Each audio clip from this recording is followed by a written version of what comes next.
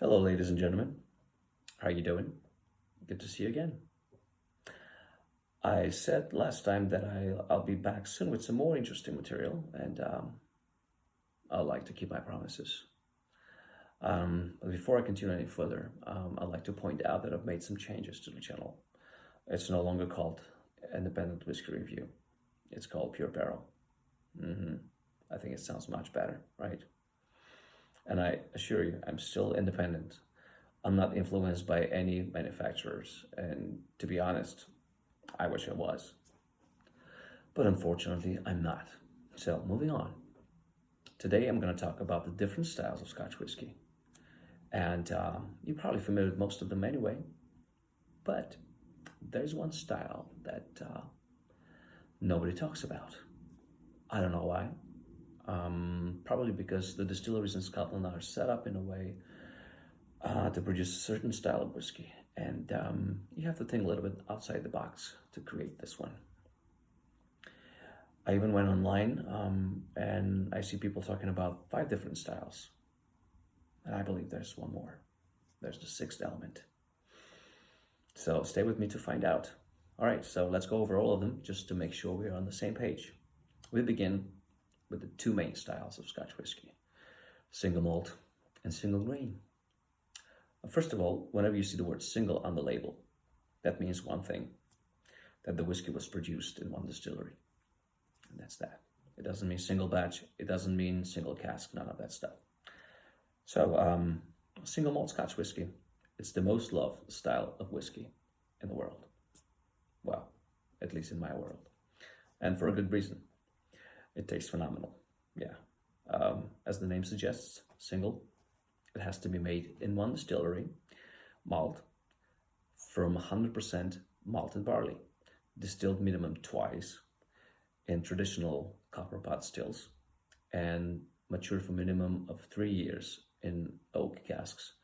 And that's the only type of wood that Scottish distillers can use, unlike their neighbors in Ireland. Right? And the whole process has to take place in Scotland. You can't distill in Scotland and bottle or mature in another country, right? And that's how it's been made for centuries.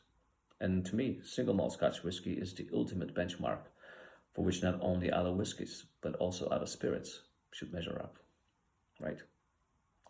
Moving on, single grain Scotch whiskey. Now, again, as the name suggests, single, it has to be made in one distillery.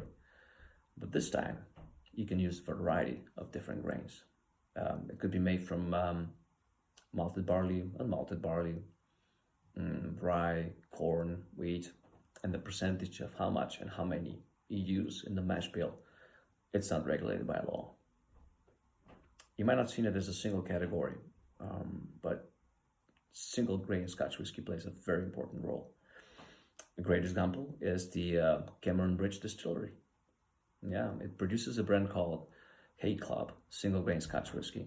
Actually, you might have seen it out there. It comes in a beautiful blue bottle that almost looks like a perfume bottle. And it's co-owned by Diageo and none other than Mr. David Beckham. That's right, the famous soccer player, Mr. David Beckham. I don't know why Diageo doesn't talk about this, but to me, Cameron Bridge Distillery changed not only the whiskey industry, but also the alcohol industry as a whole. It was founded in 1824 by John Haig, and his cousin, Robert Stain, also worked at the distillery. Now, Robert was an engineer and an inventor, and he created a different style of still, different type of still, called the Stain still, obviously. Now, I've read some stories. I don't know what's right, what's wrong. So people say that Aeneas Coffey stole the design,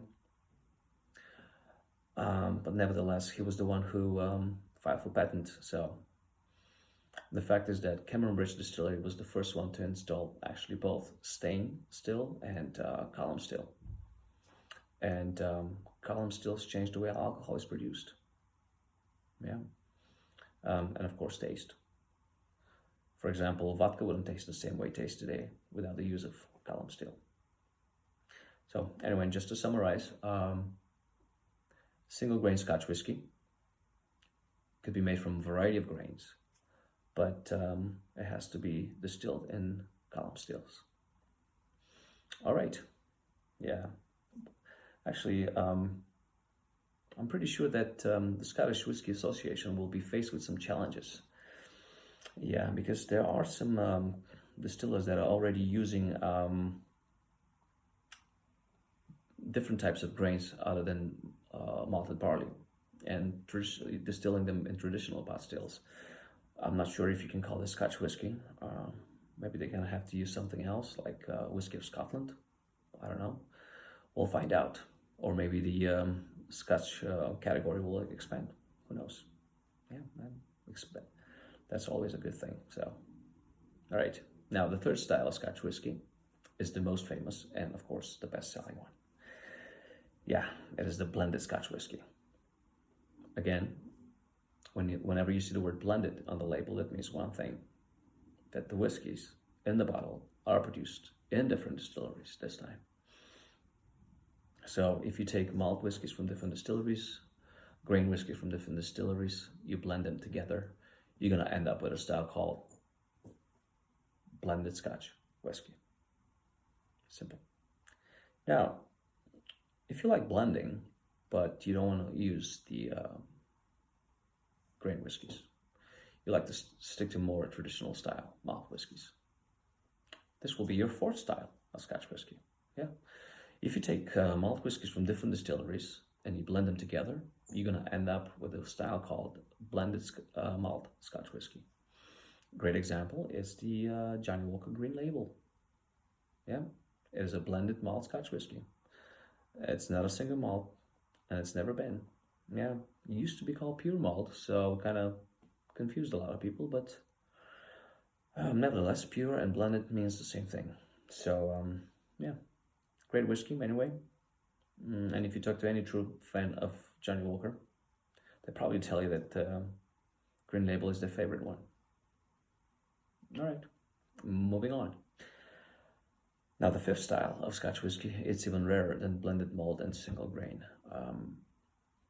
Let's say you like to blend whiskeys, but you like to blend only grain whiskeys. You're looking for more of a lighter, sweeter, more approachable style of Scotch whiskey.